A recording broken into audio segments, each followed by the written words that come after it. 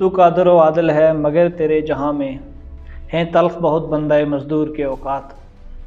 کب ڈوبے گا سرمایہ پرستی کا سفینہ، دنیا ہے تیری منتظر اے روز مکافات۔ امام شاہ ولی اللہ محدث دہلوی کے بقول جس قوم کو اقتصادی تنگی میں مبتلا کر دیا جائے اس قوم کی اجتماعی اخلاقیات تباہ ہو جاتی ہے۔ ہم اس وقت جس سماج میں رہ رہے ہیں اس سماج کی بھی کم و بیش یہی حالت ہے۔ ہمارا سماج اس وقت سماجی جبر اور استحصال کے نتیجے میں اخلاقیات کھو چکا ہے۔ اس سماجی جبر، اس استحصال کے پیچھے وجوہات کیا ہیں اور اس سماجی جبر اور استحصال کی حقیقت کیا ہے؟ 18ویں صدی میں یورپ میں صنعتی انقلاب کے قائم ہونے کے بعد یورپ کا جو جاگیردار طبقہ تھا وہ سرمایہ دار طبقے میں کنورٹ ہو گیا۔ مشین ایج کے بعد مشین ایج کے نتیجے میں پیدا ہونے والی انڈسٹری اور اس کے نتیجے میں پیدا ہونے والی دولت کے اوپر اسی ایک خاص طبقے کا قبضہ برقرار رہا۔ سرمایہ دار طبقے نے اپنی دولت کو بڑھانے کے لیے ایک وقت میں یورپ کے اندر کاشتکاری کے اوپر پابندی لگا کر بھیڑیں پالنا شروع کر دیں۔ اون کے کاروبار میں منافع زیادہ ہونے کی وجہ سے سرمایہ داروں نے اون کے کاروبار کو زیادہ ترجیح دی۔ اس کے نتیجے میں یورپ میں لاکھوں کسان بھوک سے مرے۔ چند افراد کی ذرائع پیداوار کے اوپر اجارہ داری، ذرائع پیداوار کے اوپر منوپلی اور اس کے نتیجے میں پیدا ہونے والے وسائل کے اوپر ایک خاص طبقے کی منوپلی اور اس وسائل کی کنسنٹریشن، اس دولت کی کنسنٹریشن ایک ایسے نظام کو جنم دیتی ہے، ایک ایسے معاشرے کو جنم دیتی ہے جس میں ظلم، جبر، استحصال اور گھٹن موجود ہوتی ہے۔ ذرائع پیداوار کے اوپر ایک خاص طبقے کا قبضہ اور اس کے نتیجے میں پیدا ہونے والی دولت کی کنسنٹریشن کا ایک خاص طبقے کی طرف ہونا، یہ سماج میں ظلم، جبر اور استحصال کو جنم دیتا ہے۔ اس ظلم اور جبر کی جو بنیاد ہے وہ سرمایہ داری نظام اور سرمایہ داری نظام کے قوانین اور اصول ہیں۔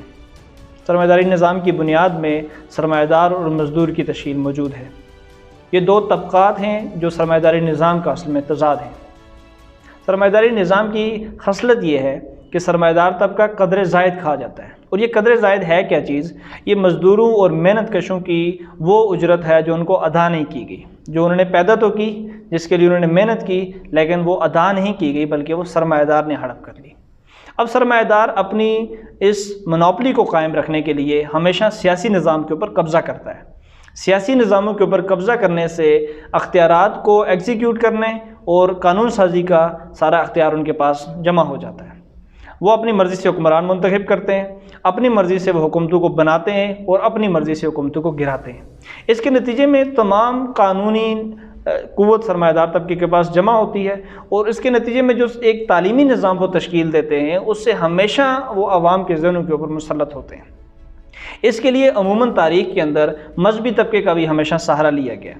تاریخ کے اندر جب بھی کسی بھی بڑی جبر اور ظلم کی حکومت کو ہم قائم دیکھتے ہیں اس میں ہمیشہ سے جو روایتی اور جو رسمی مذہبی طبقہ ہے وہ ہمیشہ سرمایہ دار کے ساتھ کھڑا ہوتا ہے۔ آپ تاریخ اٹھا کر دیکھ لیں، فرعونی نظام کی بھی یہی خصلت ہے کہ فرعون کے ساتھ مذہبی پیشوا حامان موجود ہے، اور اسی طرح سے اس وقت کا سب سے دولت مند شخص قارون بھی اس کی پشت پہ کھڑا ہے۔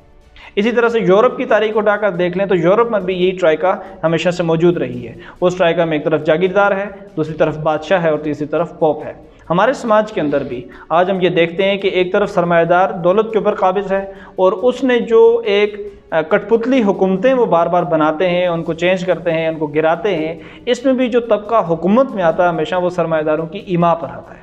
اور ان کو اخلاقی اور قانونی جواز فراہم کرنے کے لیے جتنی بھی یہاں پہ تعلیمات ہمارے سوسائٹی میں دی جاتی ہیں وہ سب تعلیمات وہ ہیں کہ وہ سب نظریات وہ ہیں کہ جو سرمایہ داری نظام میں سے نکلے ہوئے ہیں، جو سرمایہ داری نظام کے اصولوں میں سے نکلے ہوئے ہیں، اور الٹیمیٹلی ان تعلیمات کے نتیجے میں عوام ذہنی طور کے اوپر سرمایہ دار طبقے کے غلام بن جاتے ہیں۔ تو اس کا نتیجہ یہ ہوتا ہے کہ جو مزدور، جو محنت کش، جو کسان ہے اس سوسائٹی کے اندر محنت کرنے والا جو طبقہ ہے، جو دولت پیدا کرنے والا طبقہ ہے، وہ دولت پیدا کرتا ہے اور اس دولت کے اوپر عیاشی سرمایہ دار کرتا ہے۔ جو محنت اس نے کی ہوتی ہے اس کا کچھ حصہ سرمایہ دار اس مزدور کو، اس محنت کش کو اس لیے دے دیتا ہے تاکہ وہ کھا کر زندہ رہیں۔ اس وقت ہم اس سماج کے اندر موجود ہیں۔ امام شاہ ولی اللہ محدث دہلوی کا جو قول میں نے آپ کے سامنے رکھا ہے کہ جس سماج میں یہ برائی پیدا ہو جائے جہاں کمانے والا اکثریتی طبقہ اپنی محنت کی اپنی کمائی سے محروم رہے اور اس کے اوپر ایک نکھٹو طبقہ قابض ہو کر بیٹھ جائے، اس سماج کی اخلاقیات، اجتماعی اخلاقیات تباہ ہو جاتی ہیں۔ آج آپ دیکھ سکتے ہیں کہ ہمارے ملک کا سیاسی نظام چند ہاتھوں میں، چند سرمایہ دار لوگوں کی مٹھی میں وہ مقبوضہ ہے۔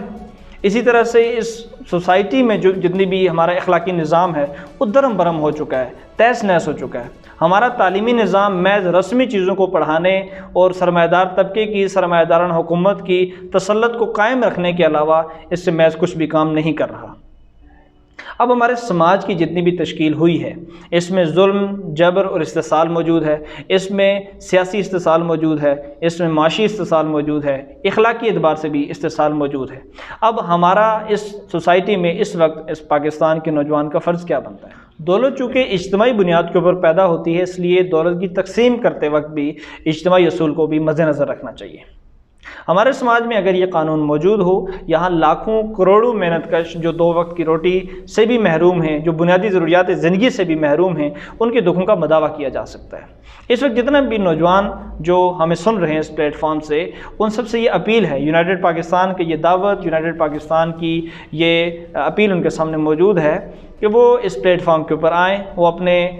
ان تمام مسائل کی، ان تمام روگوں کی، ہماری سوسائٹی کی جتنی بھی پسماندگی ہے، اس کی جو وجہ ہے سرمایہ داری نظام،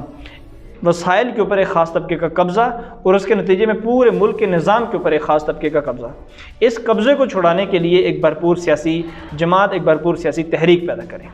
سیاسی شعور کے ذریعے سے وہ سیاسی تحریک کا پیدا کرنا ہی ہمارے پاس ایک واحد حل موجود ہے، اور ایک سیاسی قوت، ایک سیاسی تحریک اس ملک کا، اس قوم کا مستقبل بدل سکتی ہے، اور وہ سیاسی تحریک جس میں نوجوان اور محنت کش نوجوان شامل ہوں۔ محنت کش نوجوان ایک نظریے کو اختیار کریں، انقلاب کے اس مشن کو سمجھیں، اس پروگرام کو سمجھیں، اس نظریے کو اختیار کرنے کے بعد جو دوسری اہم چیز ہے کہ وہ اس نظریے کے اوپر ایک جماعت کی تشکیل کریں،